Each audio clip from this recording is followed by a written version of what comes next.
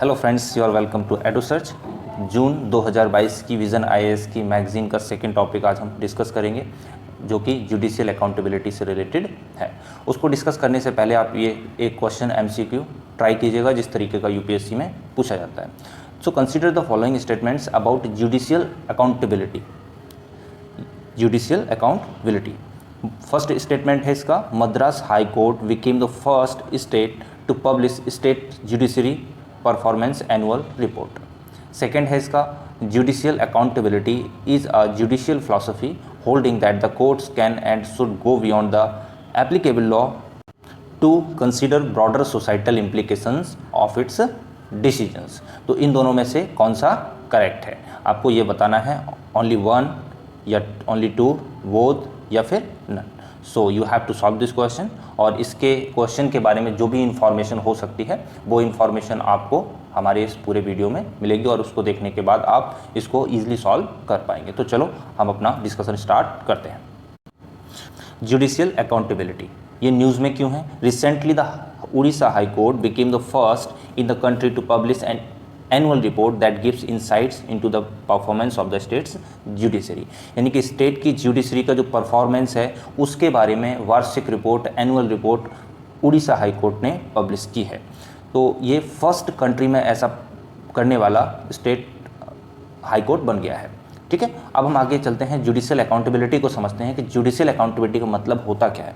So judicial accountability is defined as the set of mechanisms, यानी कि एक क्या है, एक सेट ऑफ मैकेनिज्म्स हैं जो एम करते हैं क्या, मेकिंग जजेस एंड कोर्ट्स पर्सनली और institutionally responsible for behaviours and decisions contrary to constitutional और लीगल स्टैंडर्ड्स। यानी कि जो भी उन्होंने अपने डिसीजंस सुनाए होते हैं, जो भी उन्होंने अपना काम किया होता है, तो उसके प्रति उनकी जो रिस्पॉन्सिबिलिटी होती है, जो उत्तरदायित्व होता है, वो जुडिशियल अकाउंटेबिलिटी कहलाती है। वो किसके प्रति अकाउंटेबल होते हैं, रिस्पॉन्सिबल होते हैं? तो वो कौन है? वो कॉन्स्टिट्यूशन है, और जो हमारे लीगल एक्ट्स वगैरह हैं उनके प्रति वो रिस्पॉन्सिबल होते हैं। तो उनके अगेंस्ट ये कुछ भी नहीं करते हैं।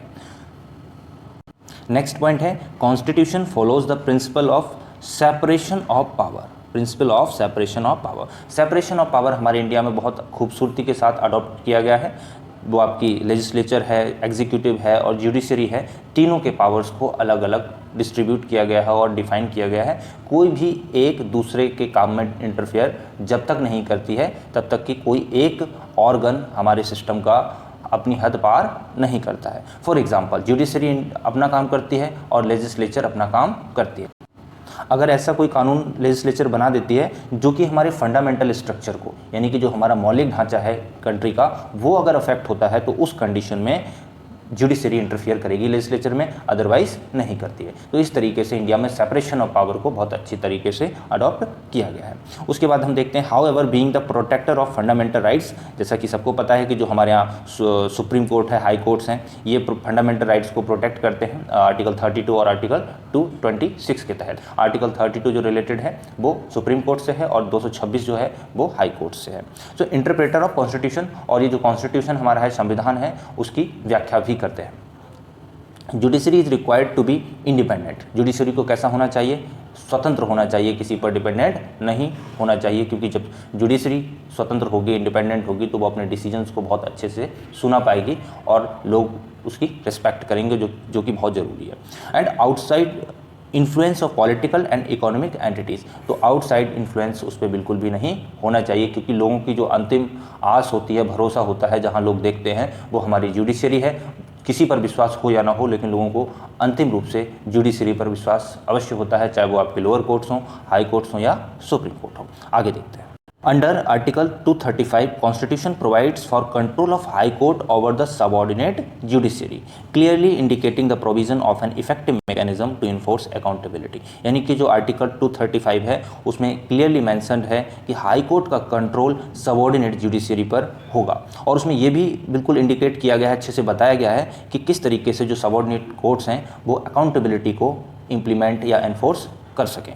अब कुछ इश्यूज़ के बारे में देख लेते हैं जो जुडिशियल अकाउंटेबिलिटी से रिलेटेड हैं, यानी कि मुद्दों के बारे में, समस्याओं के बारे में। तो फर्स्ट क्या है? Collegium system.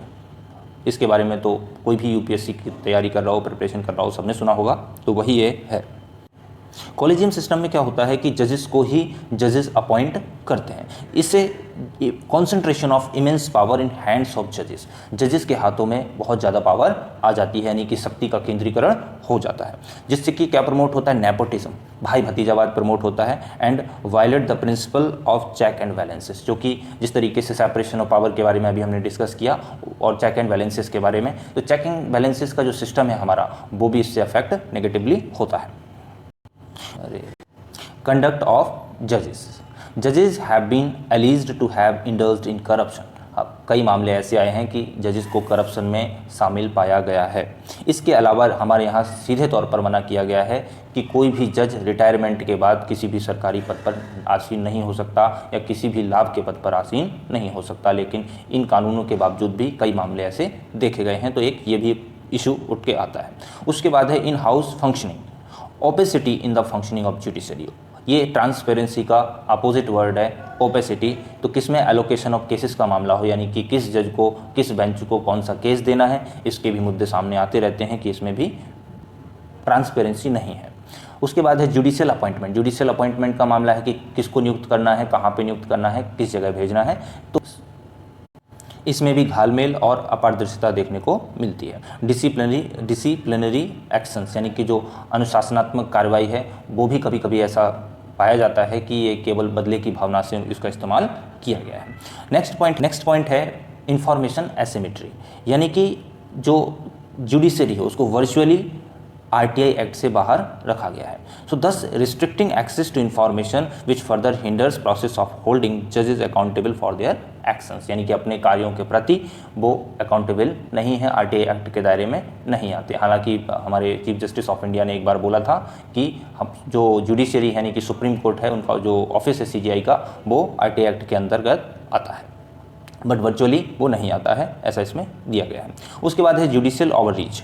जुडिशियल ओवररीच का मतलब है कि जुडिशरी का जो सेपरेशन ऑफ पावर के तहत काम होना चाहिए अपनी जुडिशरी तक ही सीमित होना चाहिए, लेकिन कई मामले ऐसे आए हैं कि जुडिशरी बहुत आगे जाके लेजिस्लेटिव या एग्जीक्यूटिव के काम में ऑब्स्टेकल खड़ी करती है। जैसे कि मामला आपका एनजेसी का था, scrapping of national judicial appointments commission, तो इसको पूरे तौर से ख़त्म कर दिया गया था, तो यहाँ पर भी जुडिशियल ओवररीच का मामला सामने आता है।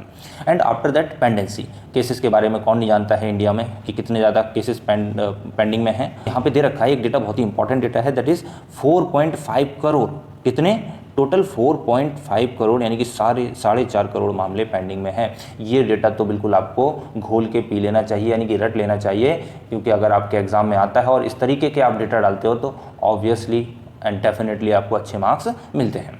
सो pendency has led to erosion of public trust in जजेस एंड जुडिशियल सिस्टम, क्योंकि अगर कोई भी विवाद होता है, व्यक्ति जिसका शोषण किया गया है वो अगर जुडिशरी के पास जाता है और जुडिशरी में मामला वर्षों तक 10 साल 15 साल तक पेंडिंग पड़ा रहता है, तो ऑब्वियसली कोई भी हो, मैं हूँ, आप हूँ, कोई भी हो, तो जो भी व्यवस्था हो, यहाँ पे जुडिशरी है, इसके अलावा कुछ भी हो, तो उसमें ट्रस्ट कम होता है, तो यहाँ पर भी वो ट्रस्ट कम होता हुआ दिखता है। Steps taken to promote judicial accountability. First क्या है, इन हाउस प्रोसीजर। तो एक इन हाउस प्रोसीजर होना चाहिए जिससे कि अगर किसी भी जज ने मिसबिहेवियर किया है, मिसकंडक्ट किया है, कोई भी गलत काम किया है, तो वहाँ पर उसकी सुनवाई हो और उचित कार्रवाई हो सके। सेकंड दे रखा है मेमोरेंडम ऑफ प्रोसीजर 2016। तो इसमें कुछ प्रोविजंस किए गए थे, उनके बारे में हम यहाँ बताया गया है। It has been under discussions to bring transparency in judicial appointments and setting up a permanent secretariat in supreme court for maintaining records of high court जजेस, यानी कि हाई कोर्ट के जो जजेस होते हैं उनका पूरा रिकॉर्ड एक परमानेंट सचिवालय बनाया जाए, उस सचिवालय में सारे रिकॉर्ड रखे जाएं, लेकिन ये अभी इम्प्लीमेंट नहीं हो सका है और अभी भी इसके बारे में चर्चा ही हो रही है, डिस्कशन, ये अंडर डिस्कशन है, तो इस स्टेप को आगे बढ़ाना चाहिए और इसके इस्टेब्लिश सेक्रेटरीट को करना चाहिए। नेक्स्ट है judicial standard and accountability bill 2020। So it is under consideration which requires जजेस to declare their assets, lays down judicial standards and establishes processes for removal of judges of the Supreme Court and High Courts। यानी कि इनको क्या बताना है, अपनी जो भी संपत्ति इनके पास है उसके बारे में पूरा अच्छे तरीके से इनको ब्यौरा देना होगा। इसके अलावा जो जुडिशियल स्टैंडर्ड्स होते हैं उनको भी इनको मानना होगा, ऐसा judicial standard and accountability bill 2020 में जिक्र किया गया है। तो in 2009 the supreme court and the high courts resolve to publish voluntary declaration of assets by their जजेस। 2009 में ऐसा किया गया था कि उन्होंने अपनी इच्छा से ही अपनी असेट्स को डिक्लेयर किया था। Also Bangalore principles of judicial conduct were adopted in 2002। तो ये भी जुडिशियल कंडक्ट से किस तरीके का जुडिशरी का व्यवहार होना चाहिए, उससे जुड़े लोगों का व्यवहार होना चाहिए, ये 2002 में ये कंडक्ट रूल्स अडॉप्ट किए गए थे। अब है यूज़ ऑफ टेक्नोलॉजी। तो टेक्नोलॉजी तो हर किसी भी फील्ड में हो, चाहे वो हेल्थ हो, चाहे एजुकेशन हो या जुडिशरी हो, सब जगह उसको इम्प्लीमेंट किया जा रहा है, अप्लाई किया जा रहा है। तो इसमें भी क्या डिस्कशन किया गया है, चलो हम देख लेते हैं। To digitize the legal process and monitor the entire life cycle of a case. तो इसलिए इसमें पूरा डेटा होना चाहिए कि ये केस यहाँ से स्टार्ट हुआ, फिर यहाँ गया, फिर वहाँ पहुँचा और फाइनली कहाँ पहुँचा। तो पूरा एक टेक्नोलॉजी के थ्रू, एक वेबसाइट पर प्लेटफॉर्म के थ्रू पूरी जानकारी उसमें होनी चाहिए, जिससे कि केसेस का जब सुनवाई होती है केसेस की, तो सारा कुछ एक जगह पे मिल जाए और रिकॉर्ड्स को यहाँ वहाँ खगालना ना पड़े। सो लिम्स के बारे में दे रखा है आगे, limbs. So legal information management and briefing system. ये क्या है, एक वेब बेस्ड एप्लीकेशन है, किसको मॉनिटर करने के लिए, monitoring cases involving the central government of India, जिसमें central government of India involve है, उन केसेस को ये देखता है in a more effective and transparent manner, और उनको ट्रांसपेरेंट मैनर और मोर इफेक्टिव तरीके से देखता है। इस तरीके से अदर के लिए भी क्या करना चाहिए, टेक्नोलॉजी का इस्तेमाल करना चाहिए, जो हमारी सामान्य जनता है उसके लिए भी। अब कंक्लूजन पे आते हैं। तो कंक्लूजन में क्या बता रखा है, अब मोर formal and comprehensive code of conduct for जजेस, यानी कि कोड ऑफ कंडक्ट आना चाहिए जजेस के लिए, कोड ऑफ कंडक्ट बहुत जरूरी है। फर्स्ट पॉइंट ये दे रखा है। उसके बाद सेकंड इसमें इंपॉर्टेंट कंक्लूजन में सजेशन दे रखा है कि ये जो इस तरीके की उड़ीसा हाई कोर्ट ने अपनी एनुअल रिपोर्ट निकाली, इस तरीके से बाकी के जो हाई कोर्ट्स हैं या हमारा माननीय सुप्रीम कोर्ट है, तो उनको भी निकालने चाहिए। ये पॉइंट यहाँ पे दे रखा है। अब हम कुछ ब्लॉक्स में इंपॉर्टेंट इन्फॉर्मेशन दे रखी होती है, तो वो देख लेते हैं। नीड ऑफ जुडिशियल अकाउंटेबिलिटी, यानी कि जुडिशियल अकाउंटेबिलिटी की ज़रूरत क्या है, इस तरीके के मेंस में क्वेश्चंस पूछे जाते हैं। फर्स्ट है to ensure faith and trust of citizens in democratic institutions, यानी कि जो डेमोक्रेटिक लोकतांत्रिक संस्थाएं हैं उनमें लोगों का विश्वास बना रहे, इसीलिए जुडिशियल अकाउंटेबिलिटी जरूरी हो जाती है। सेकंड दे रखा है improve efficiency and transparency in delivering quality judgments. इस जब जजेस अकाउंटेबल होंगे तो फिर डेफिनेटली वो जो भी काम करेंगे बहुत अच्छे से करेंगे, कॉन्स्टिट्यूशन से अवॉइड होकर करेंगे और क्वालिटी जजमेंट्स निकल के आएंगे। थर्ड पॉइंट है to reduce pendency of cases, और इस तरीके से केसेस की पेंडेंसी भी है। जब एनुअल रिपोर्ट पब्लिक के सामने आएगी तो पब्लिक को भी पता चलेगा कि किस तरीके से कितने केसेस पेंडिंग है और कहाँ कौन सा प्रोसेस चल रहा है, तो ऑब्वियसली और अच्छी बेहतर तरीके से काम होगा और पेंडेंसी ऑफ केसेस डिक्रीज होंगे।